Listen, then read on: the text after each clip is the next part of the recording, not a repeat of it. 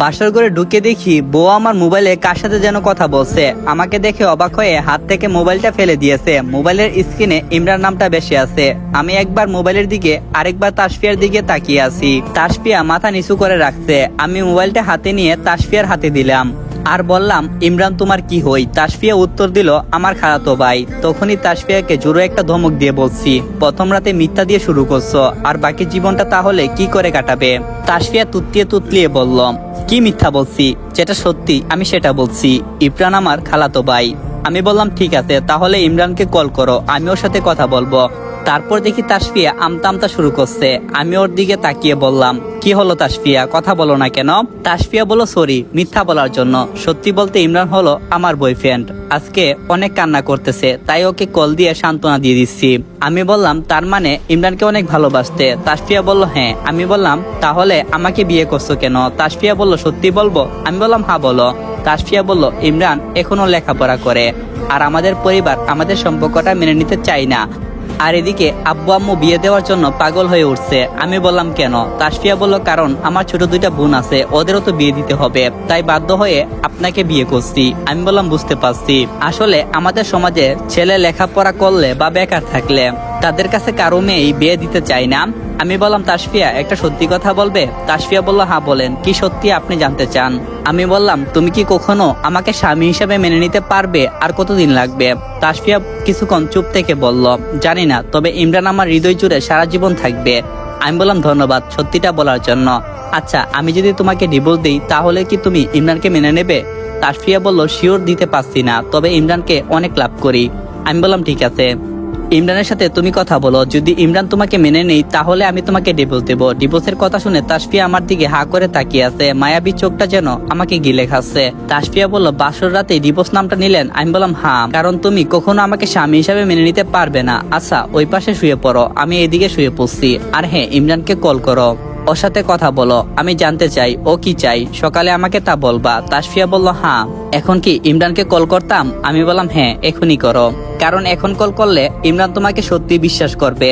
আর শুভরাত্রি বলে ঘুমানোর ভান ধরে শুয়ে পড়লাম। তাসফিয়া ইমরানের সাথে কথা বলছে আর কান্না করছে। ইমরান তাসফিয়াকে সবকিছু বলতেছে। হঠাৎ করে তাসফিয়া খাটের উপর থেকে নেমে বারান্দায় চলে গেল। আমি চোখগুলো বন্ধ করে ঘুমানোর মতো শুয়ে আছি। আরে, আমি তো আমার পরিচয়টা দিলাম না। আমি হলাম আল মোহাম্মদ সৌরভ, একটা কোম্পানিতে চাকরি করি। আব্বু চাকরি করে আর আম্মু বাড়িতেই থাকে। বড় আপুর বিয়ে হয়েছে, ওনার পর সরকারি চাকরিজীবী। এখন অনেক ঘুম পাচ্ছে, বাকি কথা সকালে বলবো। পুরোনো স্মৃতিগুলো খুব করে মনে পড়ছে। কখন যে ঘুমিয়ে গেছি ঠিক মনে নেই। সকালে ঘুম ভাঙছে ফজরের আজান শুনে। ঘুম থেকে উঠে ফজরের নামাজ পড়তে গেলাম। নামাজ পড়ে এসে দেখি তাসফিয়া এখনো শুয়ে আছে। পরনে গয়নাগুলো এখনো খুলেনি। চোখে যেন কালো দাগ জমে গেছে। বুধই সারা রাত কান্না করছে। আমি কোনো কিছু না বলে ওর গায়ের উপর চাদরটা টেনে দিয়ে শাওয়ার নিতে চলে গেলাম। শাওয়ার শেষ করছি, কিন্তু ভুলে সঙ্গে করে আমি আমার টাওয়ালটা নিলাম না। একবার শুধু বলছি আমার টাওয়ালটা, বের হয়ে দেখি তাসফিয়া টাওয়ালটা হাতে নিয়ে দাঁড়িয়ে আছে। আরে, তুমি আমার টাওয়ালটা নিয়ে দাঁড়িয়ে আছো কেন? তাসফিয়া বলল, বারে তাতে কি, আপনি ভুল করে টাওয়াল ফেলে গেছেন তাই। আর যদি কোনো কিছু মনে করেন তাহলে যেখানেটা সেখানে রেখে দেই। আমি বললাম, মনে করার কি আছে, দাও আমার কাছে টাওয়ালটা দাও। টাওয়ালটা হাতে নিয়ে তাসফিয়াকে জিজ্ঞাসা করছি, তাহলে আমাদের ডিভোর্স কবে হবে? তাসফিয়া আমার দিকে তাকিয়ে অবাক দৃষ্টিতে। আমি বললাম, আমি আবারও বলছি, ইমরান কি তোমাকে মেনে নেবে? যদি তোমাকে মেনে নেই তাহলে আমি তোমাকে ডিভোর্স দেব। তাসফিয়া বলল, হ্যাঁ নেবে, একটা সমস্যা আছে।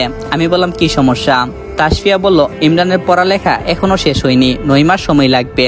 এই 9 মাস আপনার কাছে থাকতে বলছে। আমি বললাম, তার কি করার, আর আমারও তো জীবন আছে, আমার আবার কাউকে বিয়ে করতে হবে। তাসফিয়া বলল, ঠিক আছে বিয়ে করেন, আপনি বিয়ে করলে আমি বাড়ি ছেড়ে চলে যাব। আমি বললাম, আমরা ডিভোর্সের জন্য অ্যাপ্লিকেশন করব।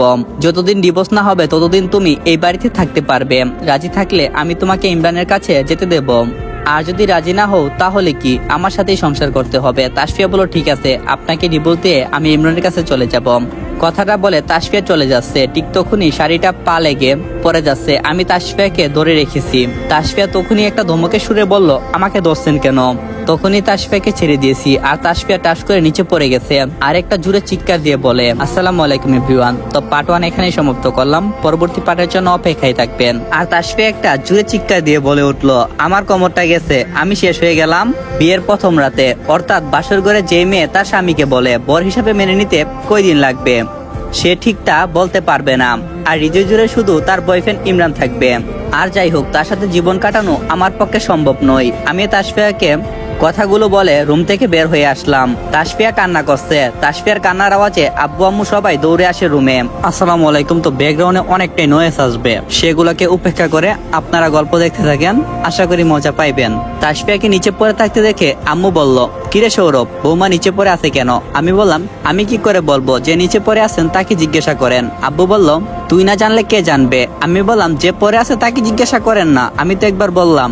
আম্মু বলল, বিয়ের প্রথম দিনই এমন কথাবার্তা বলছিস কেন? বৌমার নিচে পড়ে আছে আর তুই কি করে? আমি ভাবছি কিছু একটা বলে কাটিয়ে দেব, কিন্তু তাসফিয়া তখন বলে উঠছে, আম্মু উনি আমাকে কুলে নিতে চাইছিল, তারপর আর কিছু বলে নাই। তাসফিয়ার এমন কথা শুনে সবার চোখ যেন বড় বড় করে আমার দিকে তাকিয়ে আছে। আব্বা বলল, হ্যাঁ তারপর? তাসফিয়ার কথাগুলো এমন মনোযোগ দিয়ে শুনছে মনে হচ্ছে জীবনের শেষ কথা। আম্মা বলল, আহা, তুমি বৌমাকে বলতে দেবে তো? আব্বু বলল, আমি কি মুখ চেপে ধরে রাখছি? আম্মু বলল, মা তাসফিয়া তুমি সবটা বলো তো। তাসফিয়া বলল, হ্যাঁ তারপর? আমি ওনাকে না করছিলাম বলে ইচ্ছে করে কুলের উপর থেকে আমাকে ফেলে দিয়েছে। ও মা, আমার কোমরটা বুঝি গেছে, ও মা আমাকে বাঁচাও বলে জোরে চিৎকার করতে লাগলো। আমি মনে মনে ভাবলাম, আরে এই মেয়ে তো অনেক ডেঞ্জারাস, তারপর থেকে আমাকে একটু সতর্ক থাকতে হবে। আব্বু বলল, হারামজাদা, তুই তো নিজের বড়ি নিতে পারিস না, আবার গেছিস বৌমাকে কুলে নিতে, ফের যদি দেখি তাহলে তোর খবর আছে। আম্মা বলল, আরে তুমি এসব কি বলছো? সৌরভ নিজের বউকে কুলে নেবে না? আব্বার আম্মার কথা শুনে দুলাভাই আর আব্বু দুইজনে হাসতে হাসতে চলে গেছে, সাথে আব্বা আম্মাও গেছে। আম্মা, আপনারা পারেনও বটে। আমি বের হলাম, বন্ধুদের সাথে একটু দেখা করব। আমি রুম থেকে বের হব, তখনই তাসফিয়া আবার চিৎকার দিতে লাগলো, এই তোমার সমস্যা কোথায়? কি করছো এমন? তাসফিয়া বলল, কোমরটা ব্যথা পাইছি, তাই এমন করছি। কোথায় আমাকে টেলে তুলবে? না, উনি চলে যাচ্ছে। আম্মা বলল, হ্যাঁ সৌরভ, বৌমাকে কুলে তুলে খাটের উপর শুয়ে দিয়ে যা। আমি মনে মনে বললাম, সত্যিটা যখন জানতে পারবে তখন সবাই আফসোস করবা। তখন আমি তাসফিয়াকে বললাম, দেখি তাসফিয়া, তোমার হাতটা দাও। তাসফিয়া হাত বাড়িয়ে দিয়েছে। তাসফিয়া আমার দিকে তাকিয়ে হাত ধরছে। তাসফিয়াকে কুলে নিয়ে খাটের উপর শুয়ে দেব। ঠিক তখনই আমাকে নিচে ফেলে দেওয়ার পরিণতি আপনি দেখছেন। আর যদি আমার সাথে পাঙ্গা নিতে আসেন তাহলে আপনার কি পরিণতি করব আপনি তাও জানেন না। তাসফিয়াকে বই দেখানোর জন্য আমি বললাম, আম্মা, আপনার বৌমা কি বলতে চাচ্ছে আপনি শুনবেন? তখনই দেখি তাসফিয়ার মুখটা যেন ছোট হয়ে গেছে। আম্মা বলল, কি বলছে? আমি বললাম, বলছে চিন্তা না করতে, তাসফিয়া খুব তাড়াতাড়ি ঠিক হয়ে যাবে। আচ্ছা তাসফিয়া, তুমি একটু রেস্ট নাও, আমি একটু বাহির থেকে ঘুরে আসছি, কেমন? তাসফিয়া বলল, ঠিক আছে, আর শুনেন তাড়াতাড়ি আসবেন। আমি বললাম, কেন? তাসফিয়া বলল, বিকালে আমাদের বাড়িতে যেতে হবে, তাই। আমি বললাম, তোমাদের বাড়ি আমি যেতে পারবো না আম্মু, আমি বের হলাম। এই বলে বাসা থেকে সোজা বের হয়ে এসেছি। বিয়ের আগের জীবনটা খুব ভালো ছিল, বিয়ে করে পুরোই শেষ। দূর, রানাকে কল করি। যেই বাবা সেই কাজ। রানাকে কল করে বলছি ব্রিজে আসতে। ব্রিজে একা একা বসে আছি, কিছুক্ষণ পর রানা এসেছে। রানা বলল, কিরে তুই এখানে আসতে বলছিস কেন? আমি বললাম, কেন, এখানে আসা কি তোর বারণ নাকি? রানা বলল, না, বাদ দে এসব, আগে বল তোর বাসর কেমন কাটলো? আমি বললাম, হ্যাঁ অনেক ভালো, আমি তো ঘুমাইছি আর বউ আমার মোবাইলের বয়ফ্রেন্ডের সাথে কথা বলছে, মনে মনে কথাগুলো বলতাছি। রানা বলল, কিরে চুপচাপ হয়ে গেলি যে? আমি বললাম, তেমন কিছু না, বল তোর কি অবস্থা?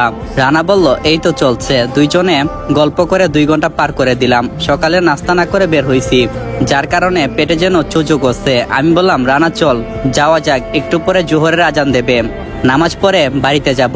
2 দোস্ত মিলে জোহরের নামাজটা পড়ে নিলাম। নামাজ শেষে রানা ওর বাড়িতে চলে গেল আর আমি আমার বাড়িতে আসতেই আব্বু বলল, সৌরভ তুই এতক্ষণ কোথায় ছিলি? আমি বললাম, কেন, মসজিদে নামাজ পড়তে গেছিলাম।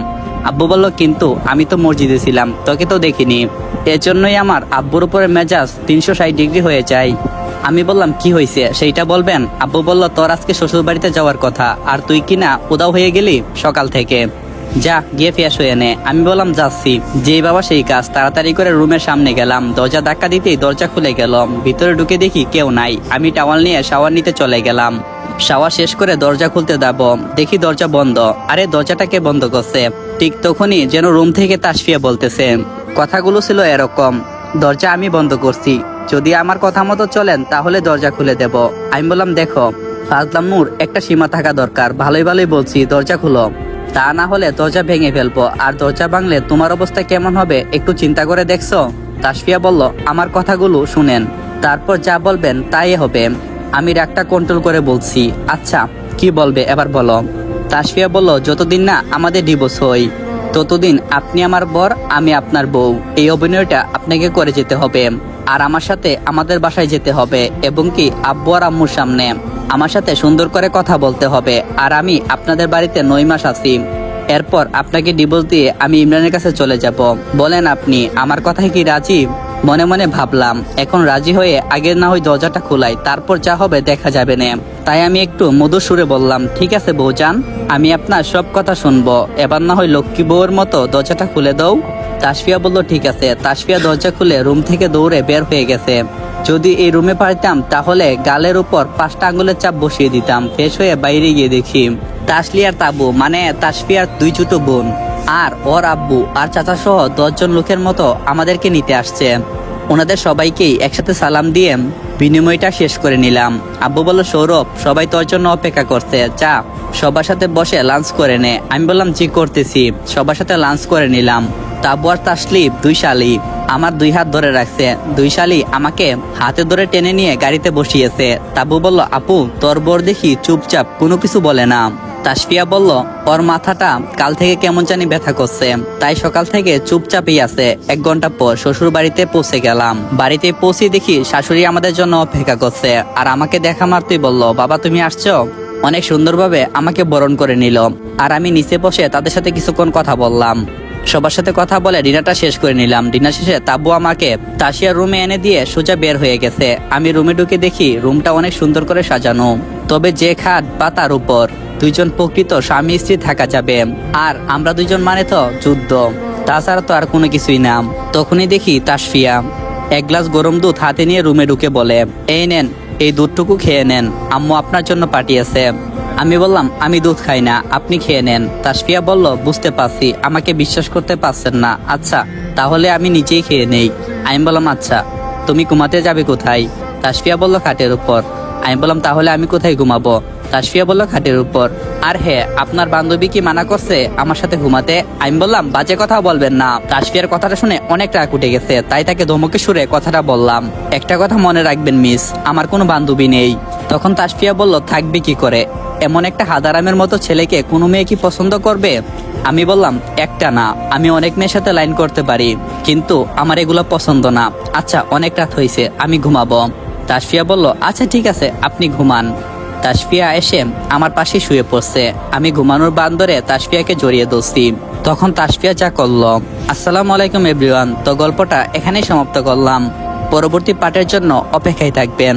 আর গল্পটা কেমন লাগছে অবশ্যই কমেন্ট বক্সে জানাবেন। তো ভালো থাকবেন, নিজেকেও খেয়াল রাখবেন। আল্লাহ হাফেজ।